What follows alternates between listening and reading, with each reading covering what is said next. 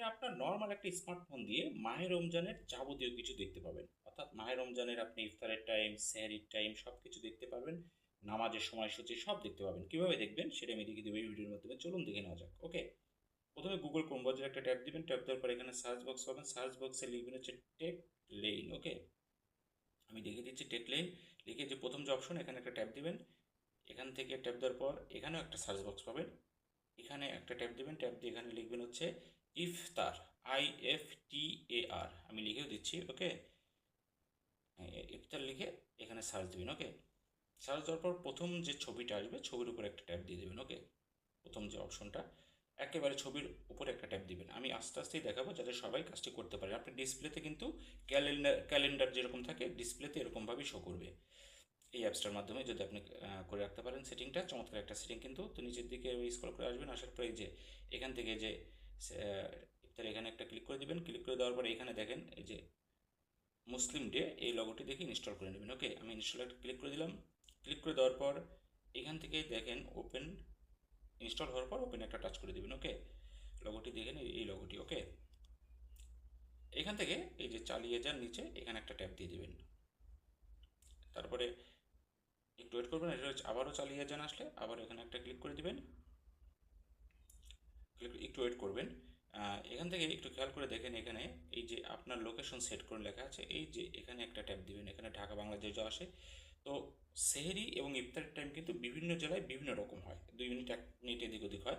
সেক্ষেত্রে আপনার ডিস্ট্রিক্ট যে ডিস্ট্রিক্টের নামটা এখানে দিয়ে দেবেন। ওকে, তাহলে আপনি যে জেলায় সেই জেলার অ্যাকুরেট সেহরি এবং ইফতারের টাইম আপনি ডিসপ্লেতে থাকবে।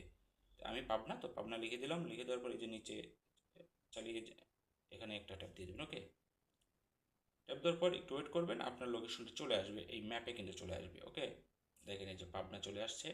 এই যে উপরে দেখেন পাবনা বাংলাদেশ, এই যে পাবনার আশেপাশের যে অবস্থা, পাবনার যে উপজেলাগুলো সবগুলোই কিন্তু এখানে চলে আসছে। ওকে, তো এইভাবে লোকেশনটা সেট করে তারপরে যে নিচের দিকে এখানে এখানে একটা ট্যাপ দিয়ে দেবেন। ওকে, ট্যাপ দেওয়ার পর এখান থেকে আবার এরকম অপশন আসলে এখানে একটা ক্লিক করে দেবেন। ওকে,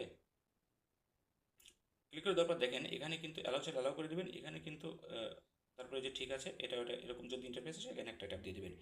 এই অ্যাপসে দেখেন সব কিছু কিন্তু এখান থেকে আপনি দেখতে পাবেন, A to Z, সেলির টাইম, ইফতার টাইম সব এখান থেকে দেখতে পাবেন। তো এটা স্ক্রিনে কীভাবে রাখবেন সেটাও আমি দেখিয়ে দিচ্ছি, দেখিয়ে দেবো চমৎকারভাবে। তো এই দেখেন এখানে পাবনায় যে উপরে দেখেন পাবনা বাংলাদেশ চলে আসছে।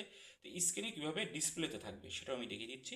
তো এখান থেকে আমরা বের হয়ে যাব, একেবারে কেটে দিবেন সরাসরি মোবাইলের, একবারে কেটে দিবেন, মানে বের হয়ে আসবেন। একবারে বের হয়ে আসার পর মোবাইল স্ক্রিনের উপর একটা চাপ দিয়ে ধরবেন। ধরেন আমি চাপ দিয়ে ধরে দেখাচ্ছি, স্ক্রিনের চাপ দিয়ে ধরবেন। ধরার পর এই যে উইজেট এখানে একটা ট্যাপ দিবেন। এরকম একটা ইন্টারফেসে উইজেটে ট্যাপ দেওয়ার পর আপনি এখান থেকে একটু স্ক্রল করে নিচের দিকে আসবেন, দেখবেন মুসলিম ডে লেখা আছে। ওকে, এই দেখেন মুসলিম ডে আর এই লগোটি দেখুন, এখানে একটা ট্যাপ দিয়ে দেবেন।